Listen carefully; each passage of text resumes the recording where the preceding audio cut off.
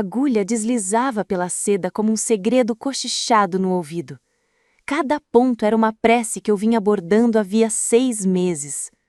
Costuras francesas, bainhas enroladas à mão, pérolas miúdas costuradas uma a uma, até meus dedos ficarem doloridos e meus olhos arderem sob a luz amarelada do abajur. O vestido se espalhava pela minha mesa de jantar como se fosse um pedaço de luar capturado.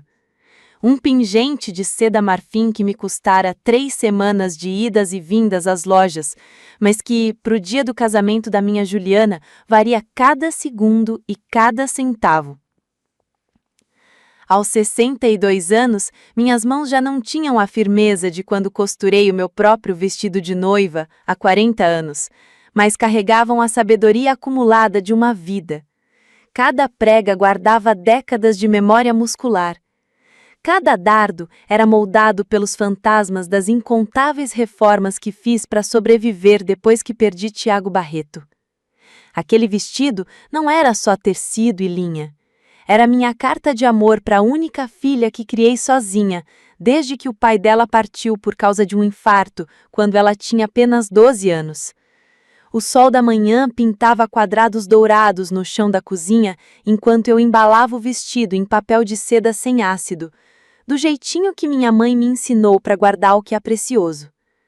No espelho do corredor, vi refletido uma mulher afinada pela preocupação e moldada por anos tentando esticar cada real como quem estica um lençol que já não cobre a cama.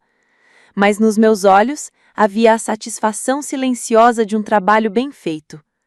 Hoje, minha Ju veria o que as mãos da mãe haviam criado no silêncio de noites intermináveis. O Hotel Majestic se erguia à minha frente como um bolo de casamento feito de tijolos e mármore. Só o serviço de manobrista custava mais do que minhas compras de um mês inteiro. Juliana escolhera aquele lugar. Ou melhor, a futura sogra dela escolhera. Eu sabia que minha modesta aposentadoria de professora não suportaria tamanha extravagância, então me ofereci para ajudar com as flores, tentando contribuir dentro do que estava ao meu alcance.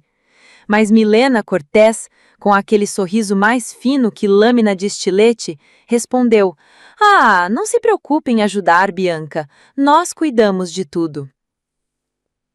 A suíte nupcial fervilhava num caos luxuoso. Milena comandava uma equipe de profissionais como uma general de quartel. Maquiadora com um kit que custava mais do que meu aluguel, cabeleireiro manejando tesoura como bisturi e fotógrafo clicando sem parar, capturando cada instante espontâneo, previamente ensaiado. No centro, minha filha parecia uma boneca de porcelana, linda e silenciosa, enquanto mãos estranhas a pintavam, ajeitavam e mimavam. Juliana sempre fora encantadora, mas agora parecia alguém polida até refletir apenas o que os outros queriam ver. "Mãe", disse ela, com aquele tom que indicava que queria algo, mas já preparava o espírito para se frustrar com o que eu pudesse oferecer. "Você chegou!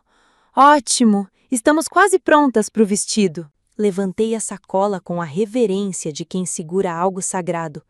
6 meses de noites após corrigir provas, 6 meses guardando cada real, 6 meses sonhando com o instante em que minha filha vestiria seda e renda feitas por minhas próprias mãos.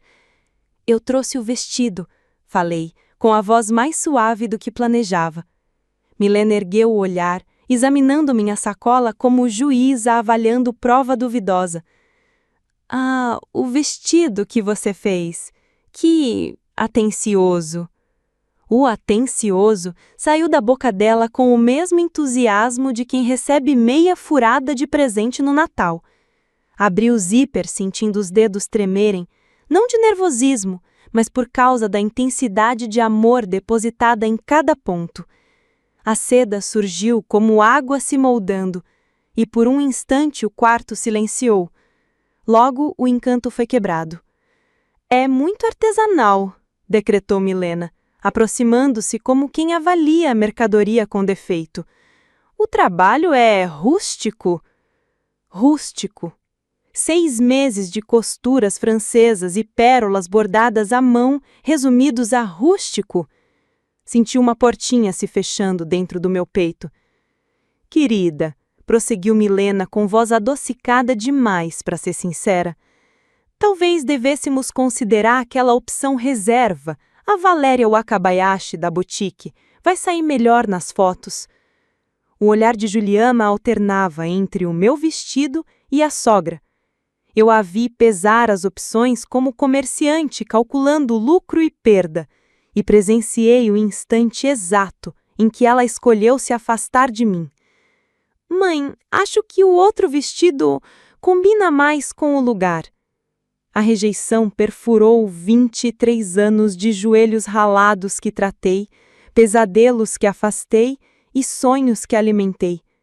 Dobrei o vestido de volta ao papel de seda com a precisão de quem já aprendeu a lidar com a decepção, mantendo a dignidade. Claro, respondi. O que te fizer feliz. Saí para o corredor tanto para dar privacidade quanto para respirar. O carpete grosso abafava os sons, mas pela porta entreaberta ouvi Milena comentar: graças a Deus que você recobrou o juízo. Imagina as fotos, todo mundo ia se perguntar de onde veio aquele vestido. Juliana riu, aquele riso nervoso e vibrante que me atravessou como faca. Se perguntarem, direi que não combinava, parecia coisa de brechó. 6 meses. Todo o meu amor e esperança reduzidos a brechó e riso contido.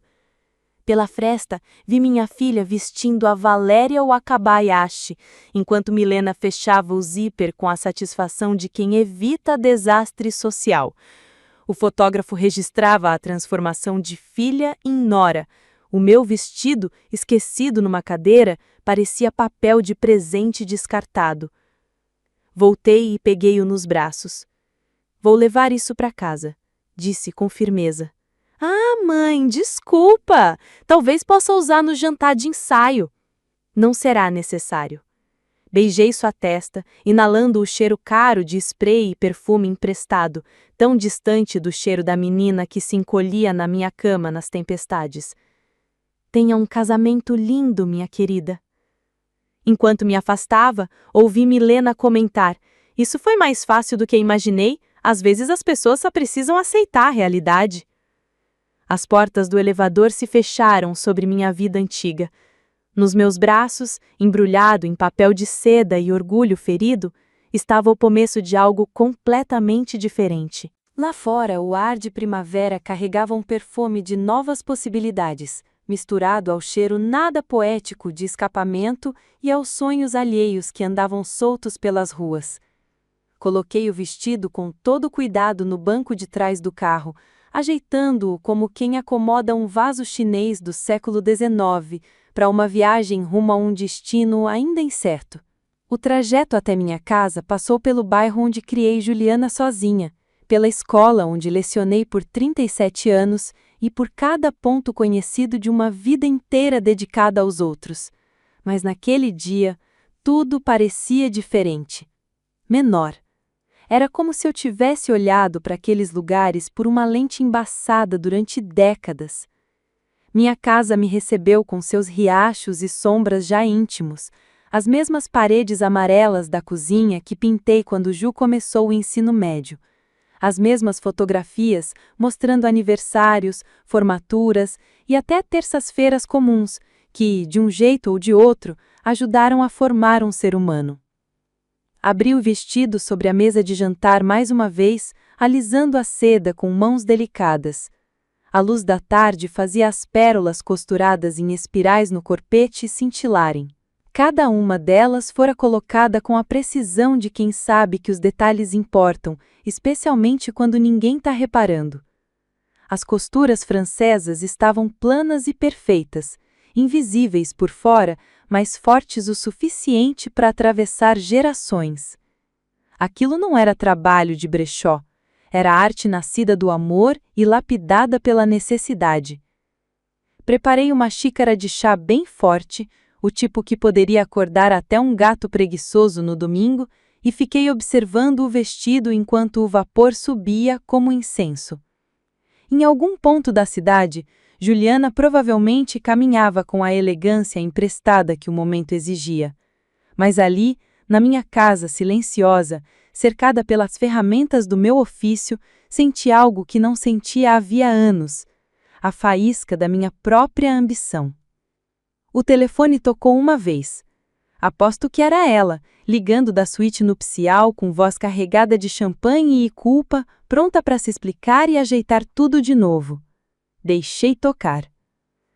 3 dias se passaram em um silêncio abençoado.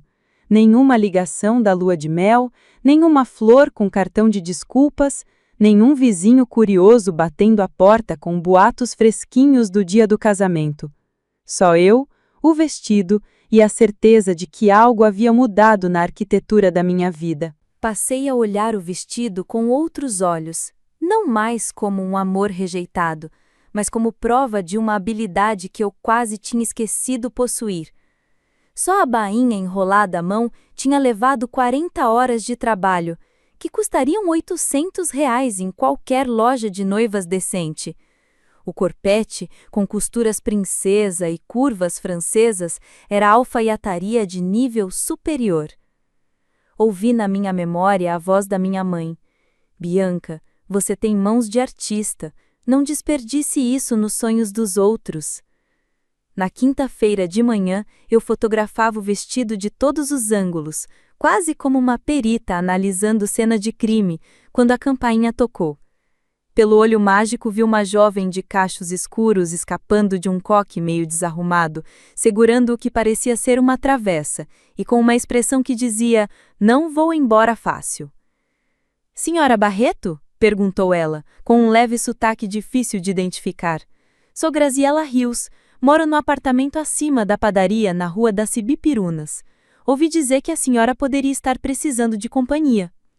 O nome acendeu uma lembrança. Ju havia falado dela anos atrás, uma moça que trabalhava na cafeteria que Juliana frequentava durante o mestrado. Eram amigas, ou pelo menos eram até que o círculo social da minha filha se reduziu a pessoas que ajudassem na carreira do marido. Abri a porta e encontrei uma mulher de uns 28 anos, dedos manchados de tinta e um sorriso genuíno, raridade nos meus dias. Ela me estendeu a travessa como se fosse uma oferenda. Moqueca de frango cremosa, receita da minha avó. Imaginei que a senhora não estivesse cozinhando muito esta semana. Em poucos minutos, ela já estava me contando, indignada, que 3 noites atrás, no hotel em Trancoso, Juliana havia confessado o que dissera sobre o vestido. Eu quase sorri da cena mental. Graziela atravessando o país para me defender.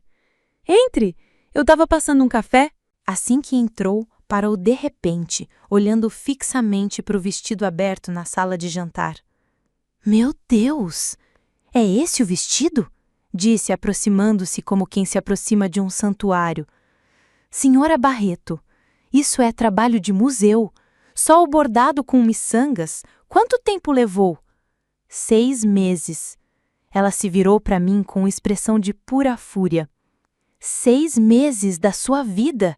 E ela disse que era coisa de brechó, na frente daquela sogra que parece saída de filme de terror. Concordei, sentindo um alívio inesperado por alguém reconhecer o tamanho da traição. Sabe o que isso me lembra? Ela continuou, circulando o vestido como crítica de arte. O vestido de noiva que Jasmine Kawanami usou. Isso é alta costura. Corando levemente, contou que estudou moda por 1 ano, até que o pai adoeceu e ela precisou voltar para ajudar no restaurante da família. Desde então, trabalhava como garçonete e fazia ajustes, mas nunca tinha visto nada assim fora de um museu.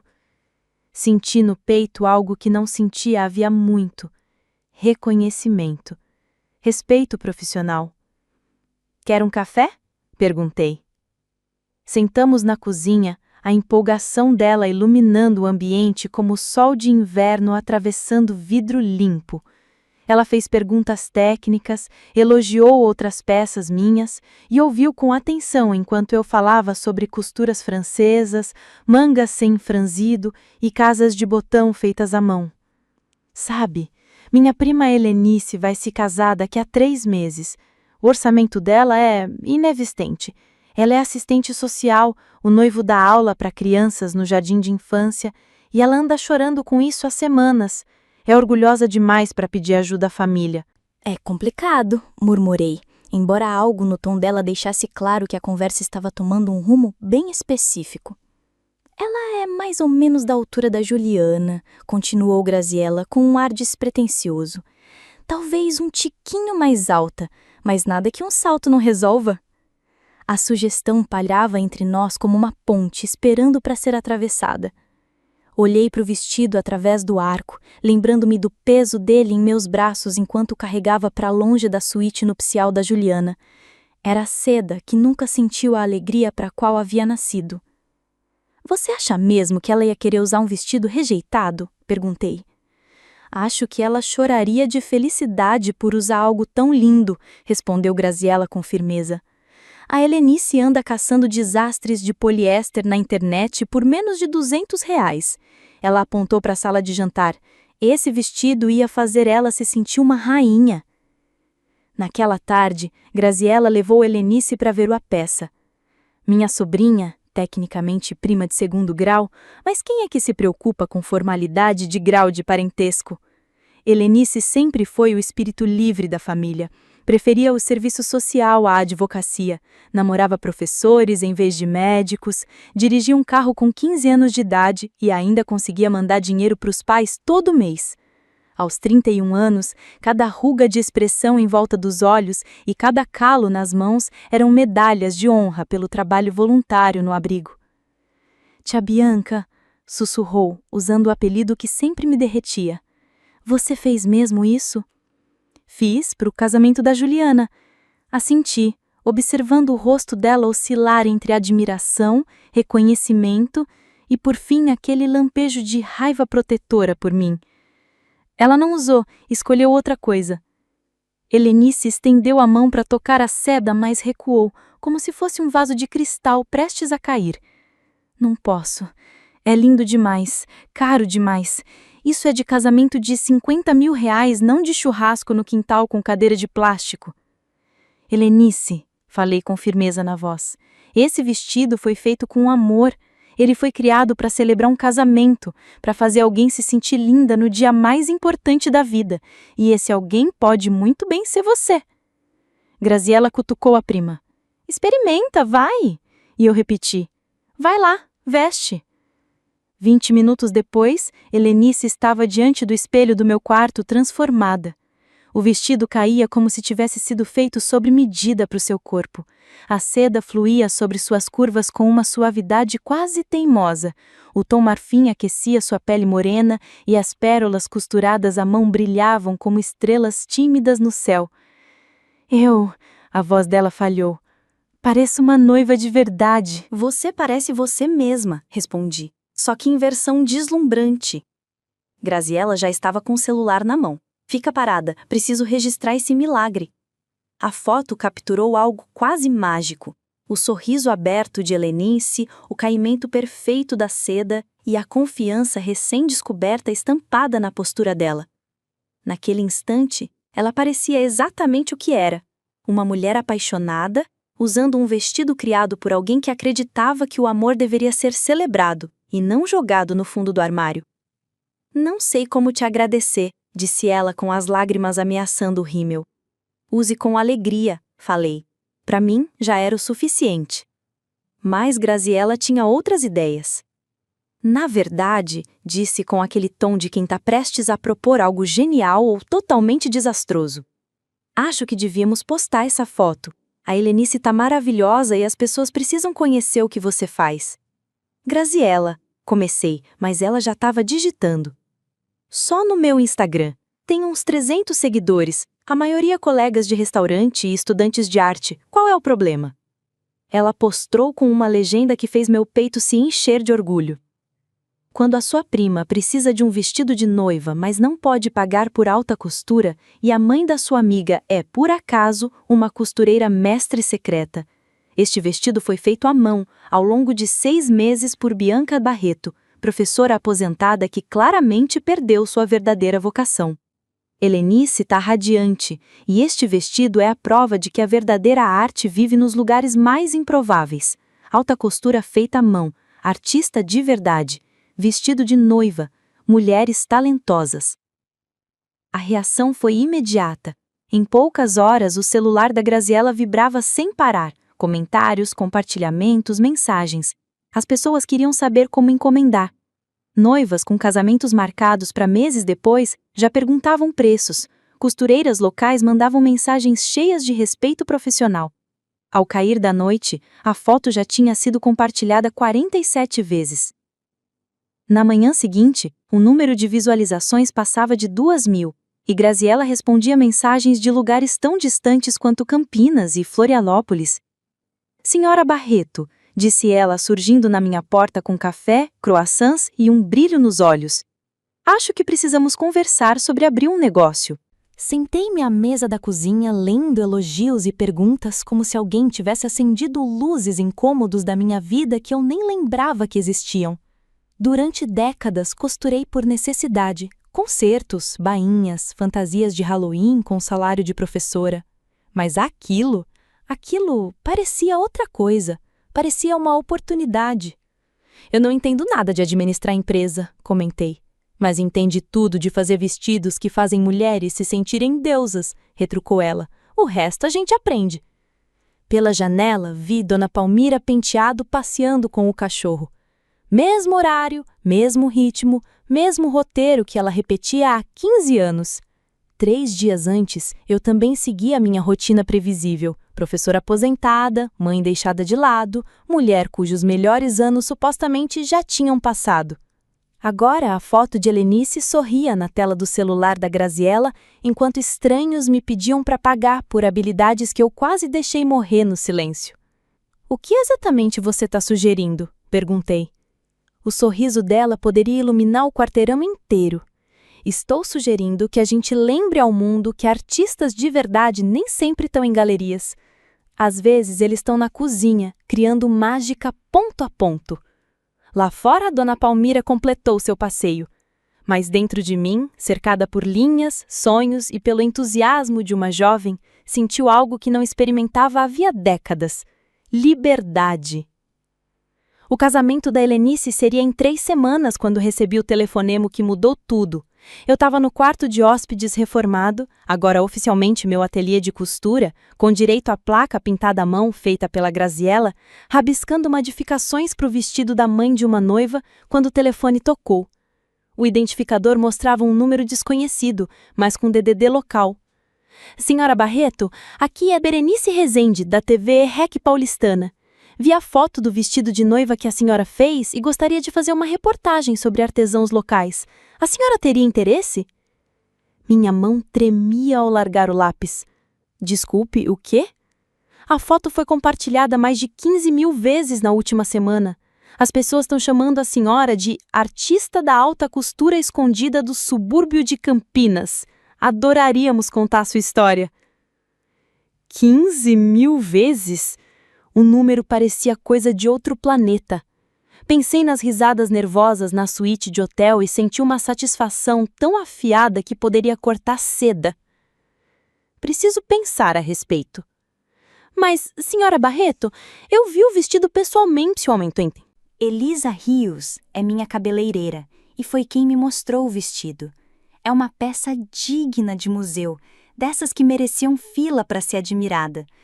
Depois de desligar o telefone, fiquei sentada no silêncio da minha casa, que agora parecia ter passado por uma transformação. Em 3 semanas, eu já tinha aceitado 7 encomendas. Graziella Rios me ajudou a montar um site básico, calcular preços que refletissem tanto minha habilidade quanto minha necessidade de continuar pagando arroz com feijão, e a me aventurar nesse universo meio maluco das redes sociais, onde completos desconhecidos elogiavam minhas costuras francesas e imploravam para agendar um horário comigo. O telefone tocou novamente, quase de imediato. Era minha filha. A voz da Juliana me atingiu como um balde de água gelada. Não nos falávamos desde o casamento, embora eu soubesse pelos canais paralelos da família que a lua de mel tinha sido perfeita e que ela e o Maurício Azevedo estavam se adaptando maravilhosamente à vida de casados. Olá, Ju. Mãe, A voz dela já trazia aquele tom meio ofegante que denunciava um pedido vindo disfarçado de oferta. Eu soube da entrevista no jornal e de toda a atenção que você está recebendo com a costura. Acho maravilhoso. E você? Claro. Eu sempre soube que você tinha talento e pensei que talvez pudéssemos nos encontrar para almoçar. Tenho algumas ideias para te ajudar a expandir esse pequeno negócio. Pequeno negócio? A frase cortou como papel, simples, mas ardida. Ando bem ocupada ultimamente, Ju. Ah, eu sei. Por isso pensei que poderíamos conversar sobre estratégias para otimizar seu processo, usar materiais mais em conta. O Maurício tem dicas ótimas sobre como escalar negócios artesanais. Ele lida com empreendedores criativos o tempo todo no trabalho de consultoria. Fechei os olhos. Visualizei perfeitamente a cena. Juliana já tinha discutido isso com o marido e a sogra, concluindo que meu hobby de costura poderia ser útil, mas apenas se fosse moldado aos padrões deles. Que tipo de material você tinha em mente? Nada muito caro, talvez misturas sintéticas no lugar da seda, e dá para comprar no atacado em vez de costurar tudo à mão. O Maurício diz que a chave da lucratividade é reduzir processos que exijam muita mão de obra. Misturas sintéticas. Respirei fundo. Não fale assim, mãe. Estou tentando ajudar. O vestido que você fez para a Helenice ficou lindo. Mas sejamos sinceras, você não pode passar 6 meses em cada peça se quiser ganhar dinheiro de verdade. Dinheiro de verdade? E o que eu ganhava até então era o quê? Moeda do Banco Imobiliário? Ju, você viu a reportagem da TV Record paulistana? Perguntei. Sim, foi por isso que liguei. Acho ótimo, mas você precisa cuidar da sua imagem. Talvez eu possa te ajudar a se preparar para a entrevista. Assim você diz as coisas certas. As coisas certas. Como se eu precisasse de tradução simultânea para falar do meu próprio trabalho. Eu te ligo depois. Encerrei, desligando antes que ela pudesse responder. 1 hora depois, Graziela apareceu com muqueca de frango cremosa para a viagem e aquele olhar de quem tinha passado o dia atendendo telefonemas. Sua filha me ligou, anunciou, largando potes de fita adesiva na minha mesa. Quis saber se eu estava incentivando você nessa aventura e se eu entendia as realidades financeiras do trabalho sob medida. E o que você respondeu? Disse que em 3 semanas você já ganhou mais por hora do que eu ganho como garçonete e que a sua realidade financeira inclui uma lista de espera de clientes dispostos a pagar um valor alto por algo que não encontram em nenhum outro lugar. Os olhos dela brilharam. E talvez eu tenha comentado que menosprezar um trabalho de qualidade de museu como se fosse um simples passatempo de costura é um equívoco tanto artístico quanto empresarial. Sorri pela primeira vez no dia. E como ela reagiu? Como esperado.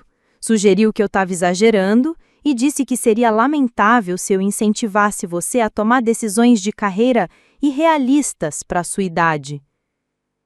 Para minha idade, 62 anos e, segundo ela, já no prazo de validade para ter sonhos. Graziela, falei de repente, você se lembra do que queria fazer quando estudava moda, antes do seu pai adoecer? O rosto dela amoleceu, a defesa habitual dando lugar à vulnerabilidade. Eu queria criar roupas para mulheres de verdade. Não modelos tamanho 34, nem celebridades, mas mulheres com curvas, histórias e vidas fora dos padrões. Ela riu, mas com um som oco. Ingênuo, né? Os professores insistiam em peças viáveis comercialmente, produzidas em massa para atingir o maior número possível de pessoas. E se não fosse ingênuo? Perguntei. Fui até a janela e vi o jardim previsível do vizinho, com as mesmas flores nos mesmos canteiros, ano após ano, seguro, mas entediante. E se a gente não aceitasse apenas vestidos de noiva? E se abríssemos um negócio de verdade? Roupas sob medida para mulheres que a indústria da moda insiste em ignorar. O garfo dela parou no ar. Bianca, você está sugerindo o que acho que está sugerindo? Estou sugerindo que uma professora aposentada e uma ex-aluna de moda podem entender muito bem o que mulheres reais querem vestir. Talvez o mercado precise de algo diferente, com alma. O silêncio que se seguiu veio carregado de medo e possibilidades. Precisaríamos de capital, disse ela por fim. Equipamentos, espaço, materiais, licença, marketing além do Instagram. Tenho alguma economia e tenho esta casa. Posso fazer um empréstimo usando-a como garantia. Bianca, essa é a sua segurança. Não, Graziella.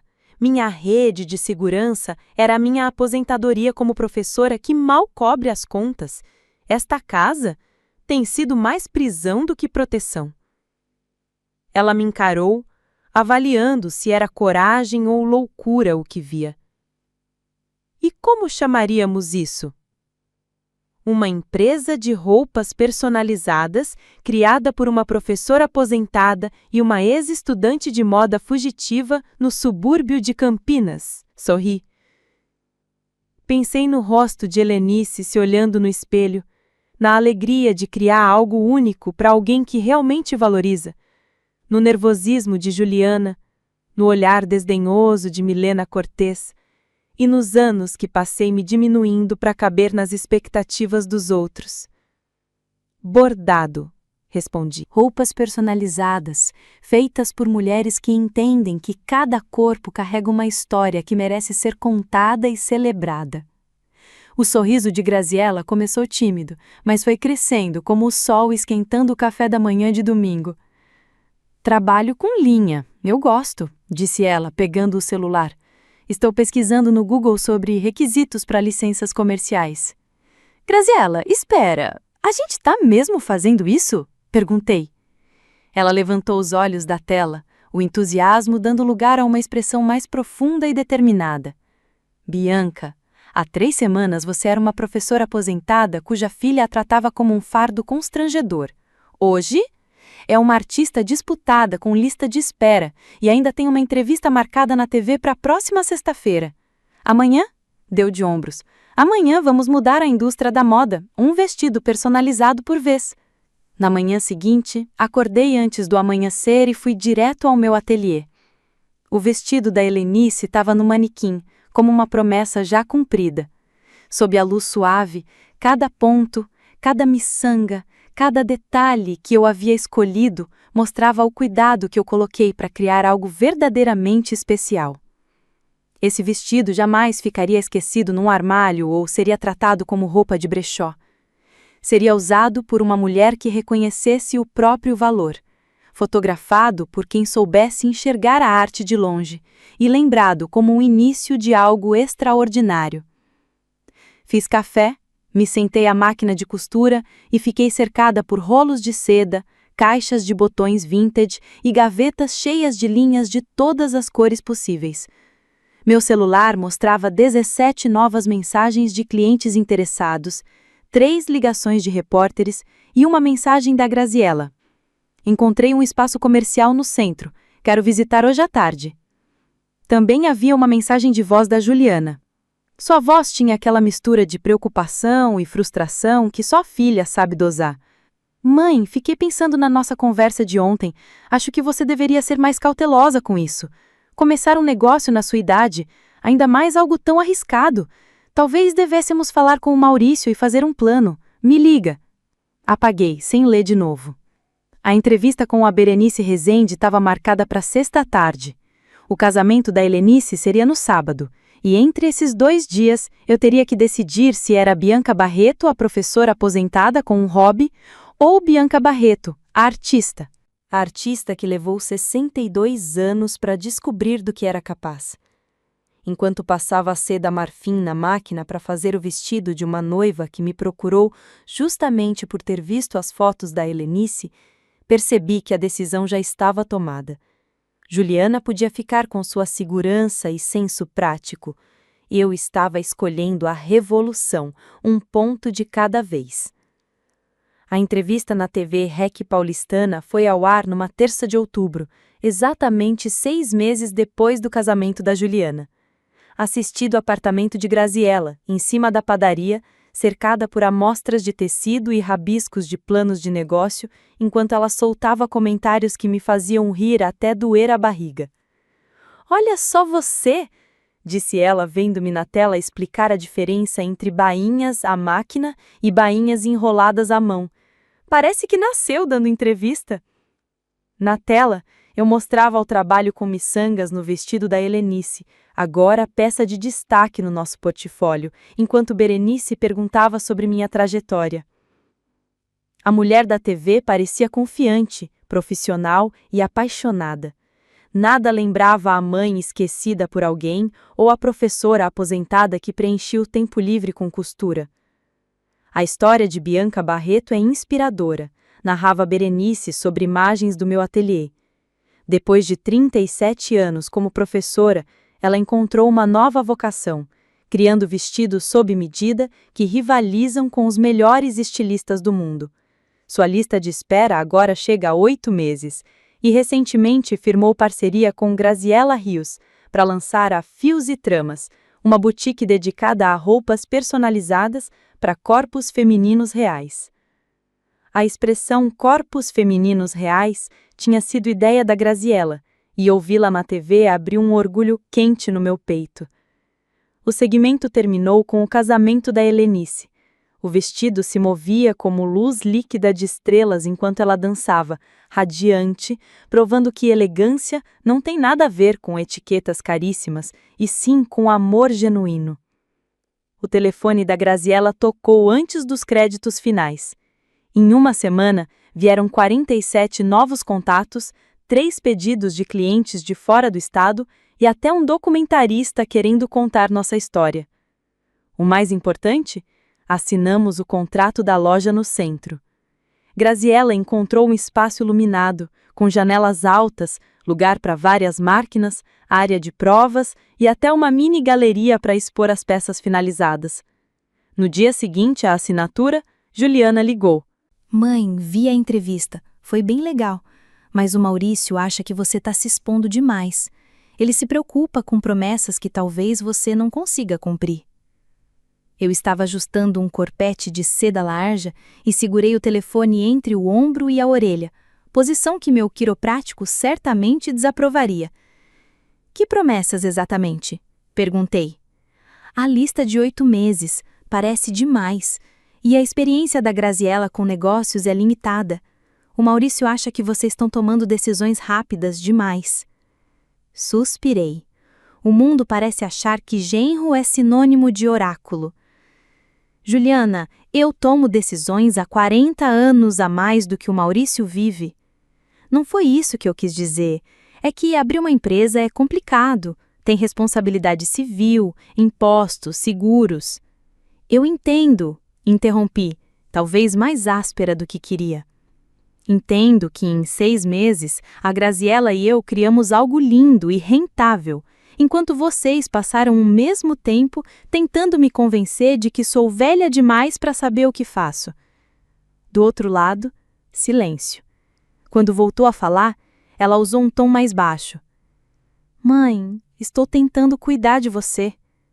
Ao sugerir tecidos sintéticos e acabamentos em massa, ao pedir que eu simplifique meu processo, tirando o que o torna único. Isso não é cuidar de mim, Juliana. Isso é me encolher para caber no molde seguro que vocês querem. Larguei os alfinetes e me concentrei totalmente na conversa. Quando foi a última vez que você perguntou sobre o meu trabalho, sem sugerir como deixá-lo menor, mais barato ou mais comum? Quando foi a última vez que disse que tem orgulho de mim sem acrescentar um mas ou um aviso? O silêncio voltou, e dessa vez, ficou. Este momento durou tempo suficiente para que eu cortasse 3 moldes e começasse a organizá-los na mesa de corte. Foi quando o pessoal do documentário me ligou. Oi? Disse, finalmente. Que pessoal do documentário? A cineasta que entrou em contato com você, Mariana Silva. Ela queria entrevistar alguns familiares sobre a sua transformação. Eu disse a ela que não estava interessada. Claro que tá! A ideia de ter câmeras flagrando sua rejeição ao vestido, de o mundo ver como você tratou o presente da mãe, deve ter sido assustadora, disse a cineasta. A escolha é sua, respondi calmamente. Mãe, por favor, podemos nos encontrar para um café? Acho que precisamos conversar pessoalmente. Olhei ao redor do meu estúdio, para os vestidos semi-acabados pendurados como promessas em seus moldes, para o quadro de inspirações coberto de esboços e amostras de tecido, para os cartões de visita que a Graziella havia criado com o nosso logotipo e o slogan, onde cada peça conta uma história que vale a pena homenagear. Estou muito ocupada ultimamente, talvez depois das festas de fim de ano. O Natal seria em 8 semanas. A sugestão pairou entre nós como uma porta que se fecha lenta, mas decisivamente. Mãe, preciso ir, tenho uma prova de roupa às 14 horas. Desliguei, mergulhando no silêncio da minha vida transformada, sentindo o peso da escolha que acabara de fazer. Durante meses vinha mudando, crescendo, me tornando alguém nova, mas aquilo parecia diferente. Parecia um momento em que deixei de ser a mãe da Juliana e me tornei Bianca Barreto, artista e empresária, que por acaso tinha uma filha. A prova era para a senhora Almeida, uma viúva de 70 anos que buscava um vestido para o casamento do neto. Ela havia tentado comprar em lojas de departamento durante meses, sem sucesso. Tudo era muito jovem, muito apertado, ou simplesmente sem graça para um corpo que viveu 7 décadas e carregava cada marca com orgulho. Não quero parecer um carneiro vestido de cordeiro, disse ela durante nossa consulta, mas também não quero parecer que estou indo a um funeral. O vestido que desenhei para ela era de crepe elegante em verde floresta profundo, com mangas 3/4 e um corte em aço sutil que delineava sua silhueta com graça. Botões forrados costurados à mão desciam pelas costas e acrescentei um delicado bordado de miçangas no decote que captava a luz sem pedir atenção. Quando a senhora Almeida saiu do provador e ficou parada diante do espelho triplo por um longo momento, silenciosa, disse: Senhora Barreto, eu pareço eu mesma, mas a melhor versão de mim. Esse é o objetivo, respondi, ajustando levemente a bainha. Honrar quem você é e não escondê-la. Minha nora sugeriu que eu comprasse algo online, disse que seria mais barato e prático. A senhora Almeida alisou a saia com mãos reverentes. Ainda bem que não a ouvi. À medida que novembro aproximava o início do inverno, a reputação da Fios e Tramas crescia além do que eu ousava imaginar.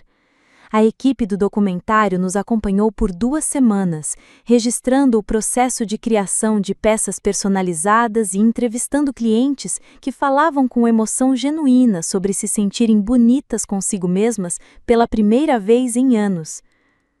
Graciela cuidava da parte comercial com uma competência que me fazia agradecer a intuição de tê-la como sócia. Ela negociava com fornecedores, organizava a nossa agenda e atendia aos pedidos da imprensa com a habilidade de quem aprendeu a se virar nos restaurantes, mas sonhava alto. Contratamos 2 costureiras, ambas com mais de 50 anos, demitidas de fábricas que consideraram suas habilidades obsoletas. Vê-las redescobrir sua arte naquele estúdio iluminado era como testemunhar renascimentos. O espaço virou refúgio para conversas que jamais imaginei ter. Mulheres falavam de seus corpos não como problemas a resolver, mas como histórias para celebrar. Sabe o que eu mais amo aqui? Perguntou Wanda, advogada de 45 anos, experimentando um paletó desenhado para se adequar à sua silhueta pós-mastectomia. Ninguém age como se meu corpo fosse errado por existir. O paletó serviu perfeitamente, profissional e feminino, sem tentar esconder ou compensar nada. O reflexo de Wanda mostrava uma mulher pronta para comandar tribunais ou reuniões, confortável consigo mesma e com um tecido sob medida. 2 semanas antes do Dia de Ação de Graças, uma notícia mudou tudo. A revista São Paulo Moda publicou uma matéria chamada A Costureira que Roubou o Natal, um trocadilho que fez Graziella gemer, mas trouxe enorme atenção. O artigo detalhava a minha jornada do vestido de noiva rejeitado até o negócio próspero, com fotos de antes e depoimentos de clientes que pareciam cartas de amor ao artesanato. Mas foi a barra lateral que fez meu telefone tocar sem parar por 3 dias. Sob a manchete "O vestido que deu início a tudo", a revista revelou a história completa do casamento da Juliana. Como eu passei 6 meses criando um vestido de alta costura apenas para minha própria filha rejeitá-lo como se fosse de brechó. Conseguiram fotos do vestido e da reação dela, mas com gentileza borraram seu rosto nas imagens publicadas. A reação do público foi imediata e avassaladora. Redes sociais explodiram com apoio à mãe que transformou rejeição em revolução, o bordado. Helenice virou trending topic no Twitter. Blogueiras escreveram sobre preconceito contra a idade na indústria criativa e o valor do artesanato. O mais surpreendente foram as encomendas de mulheres que mencionavam querer apoiar um negócio que honra e não despreza a geração das suas mães. Graziella me encontrou no estúdio no 3º dia daquele caos midiático, sentada à máquina de costura com lágrimas escorrendo enquanto trabalhava em uma bainha simples. "Bianca, que houve? Que publicidade incrível! Estamos com a agenda lotada até o próximo verão." "Eu sei", respondi, enxugando os olhos. "Mas não é por isso que eu tô chorando." "Então por quê?" Larguei a agulha e me virei para encará-la. "Porque há 37 anos, quando Juliana nasceu, eu sonhava em ser o tipo de mãe da qual ela pudesse se orgulhar. Trabalhei em 2 empregos para que ela tivesse condições de pagar a faculdade. Abri mão de todos os luxos para lhe oferecer oportunidades que eu mesma jamais tive. E em algum momento esqueci que ela também deveria sentir orgulho de mim." Graziella Rios sentou-se ao meu lado no banquinho, com uma expressão de quem estava prestes a revelar um segredo de receita de família. "Sabe o que eu acho?" disse ela finalmente. "Acho que você criou a Juliana para ter orgulho de você. Mas em algum momento, ela esqueceu que orgulho não é ter uma mãe conveniente ou padrãozinho. É ter uma mãe corajosa o suficiente para se tornar exatamente quem ela nasceu para ser." Do lado de fora das janelas do nosso ateliê, a chuva de inverno de Campinas pintava desenhos abstratos no vidro, como se a própria cidade estivesse treinando para virar artista plástica. Lá dentro, cercada pelas ferramentas do meu ofício e pela prova viva de sonhos realizados, percebi que a opinião de Juliana, que já foi o sol em torno do qual meu mundo orbitava, agora era apenas mais uma voz entre muitas, e, pela primeira vez em décadas, não era a mais alta da sala. Juliana finalmente apareceu para ver o que eu havia construído. Eu a avistei pelas grandes vitrines bordadas parada na calçada do outro lado da rua, como turista olhando para um ponto turístico que não entende bem.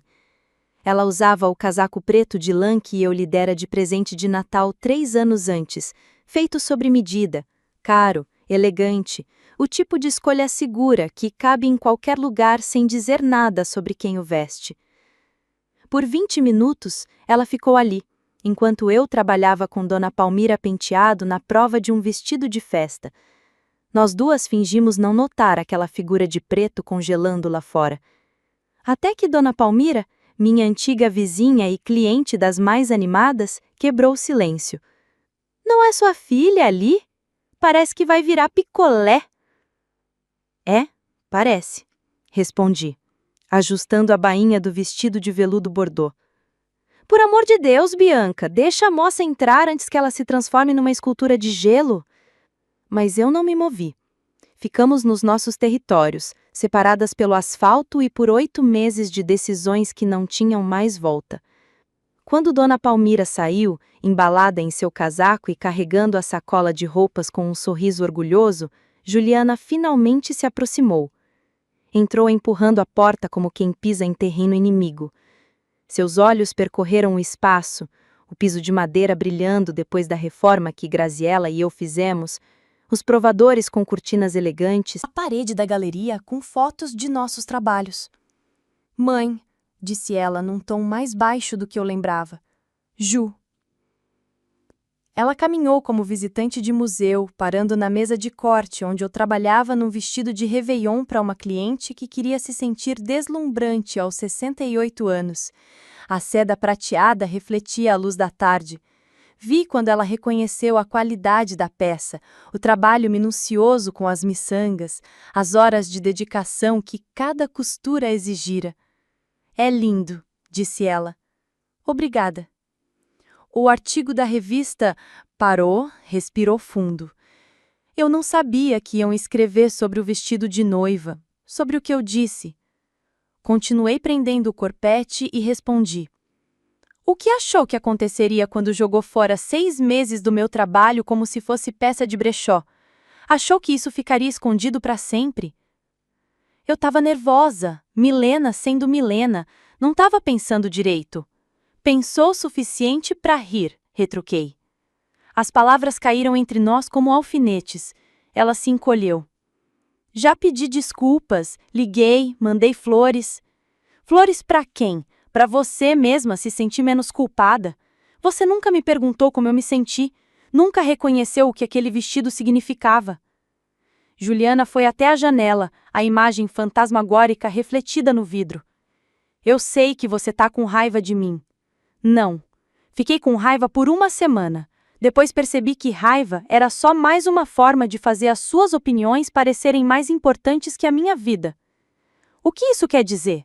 Quer dizer que parei de me importar se você aprovava minhas escolhas e passei a me importar se eu as aprovava. O silêncio que se seguiu tinha o peso de 8 meses de mudança. Lá fora, Campinas estava toda em tons de cinza e prata. Aqui dentro, nosso ateliê brilhava suave, cheio de provas de um trabalho que realmente importava. O documentário sai mês que vem, disse Juliana de repente. Mariana Silva me ligou de novo, que incluía entrevistas nossas, falando sobre nossa reconciliação. Nossa, o quê? As bochechas dela coraram. Eu disse que estávamos resolvendo as coisas, que você me perdoou e que estávamos mais próximas do que nunca.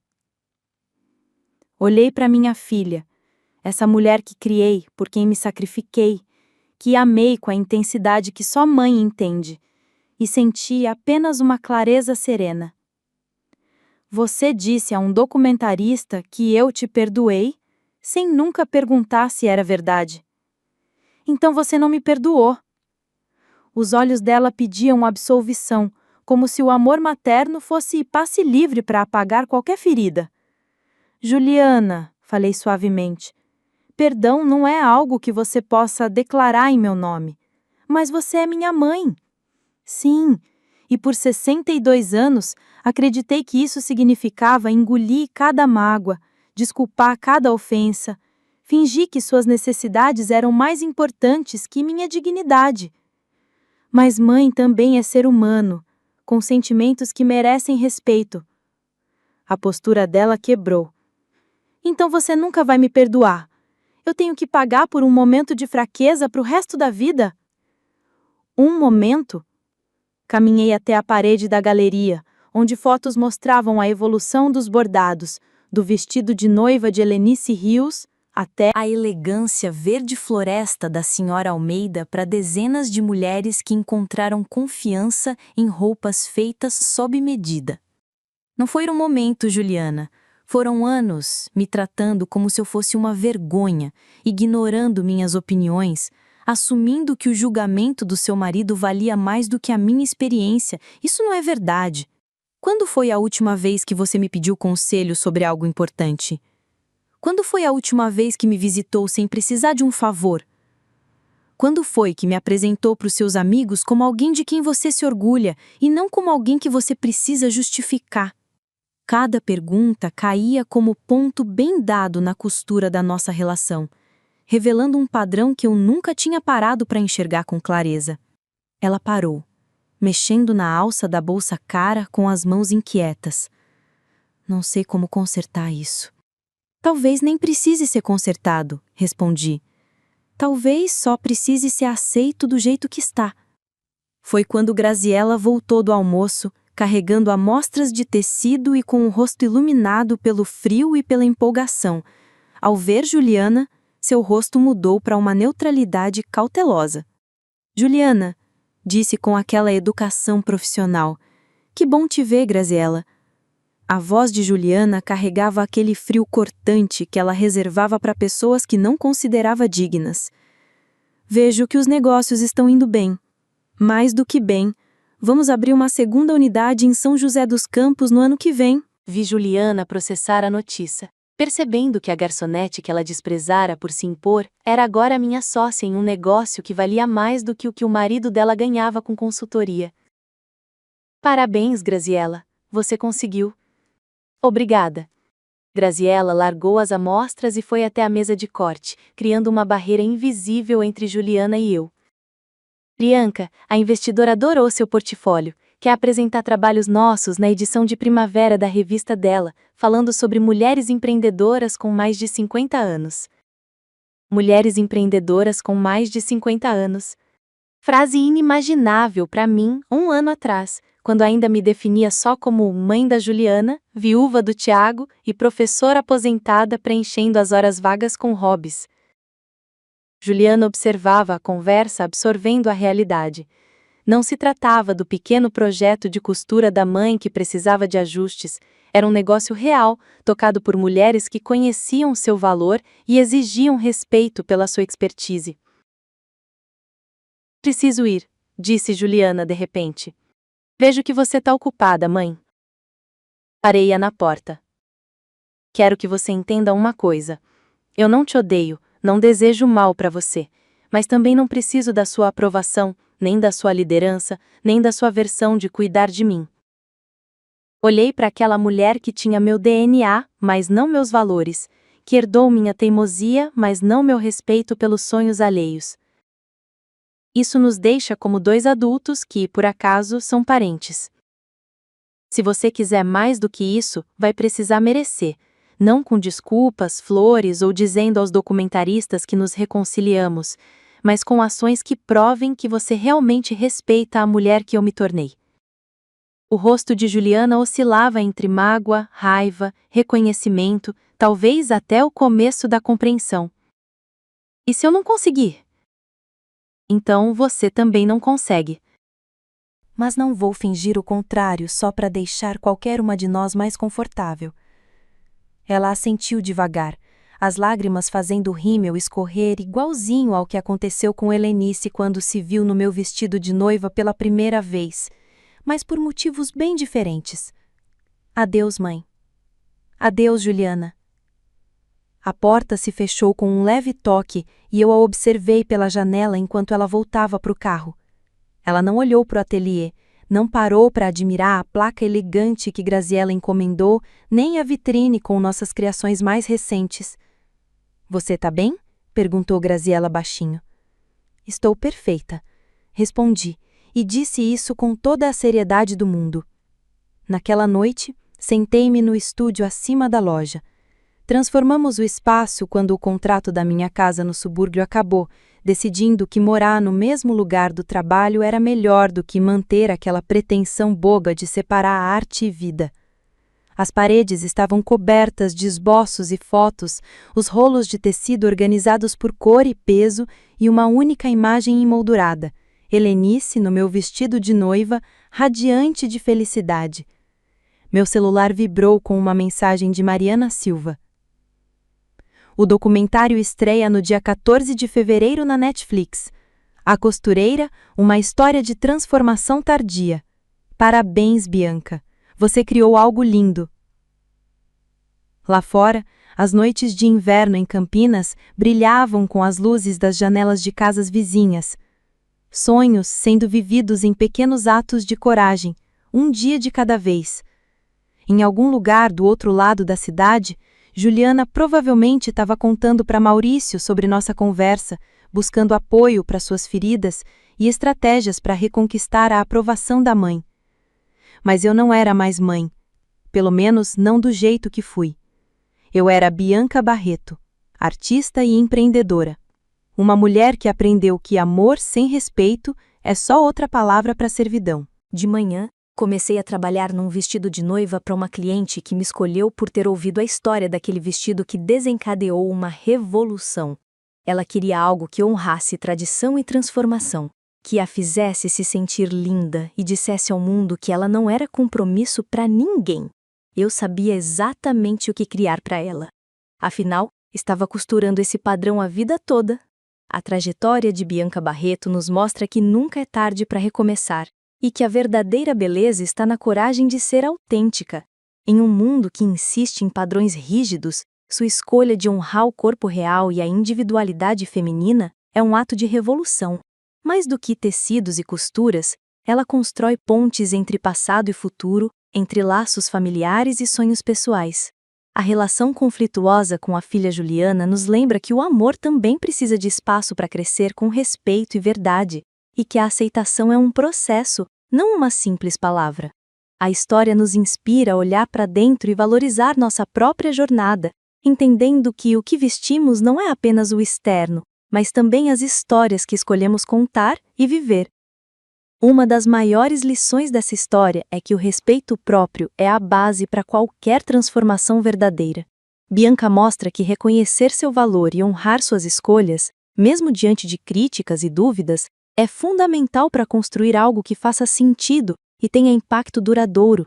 Além disso, a trama revela a importância de equilibrar sonhos pessoais com os laços familiares, encarando conflitos com honestidade e empatia, sem abrir mão da própria identidade. A coragem para mudar, especialmente depois de uma vida inteira dedicada a outros papéis, é um convite para que todos nós repensemos o que significa sucesso e felicidade. E, por fim, aprendemos que o processo de criação vai muito além do produto final. Ele é sobre se reinventar e fazer as pazes consigo mesmo. Agora me diz, qual você acha que foi o maior desafio de Bianca? Enfrentar a indústria da moda ou lidar com as tensões familiares? Você acredita que o sucesso profissional pode, de fato, curar feridas pessoais? Por quê? Escreve aqui nos comentários, eu quero muito saber. E não esquece, deixa também o seu comentário com uma classificação de 1 a 10 para mostrar o quanto você gostou, porque assim eu consigo trazer mais vídeos que sejam interessantes para você. Se gostou, já sabe. Curta o vídeo, inscreva-se no canal e compartilhe suas ideias. Vamos juntos nessa jornada de transformação.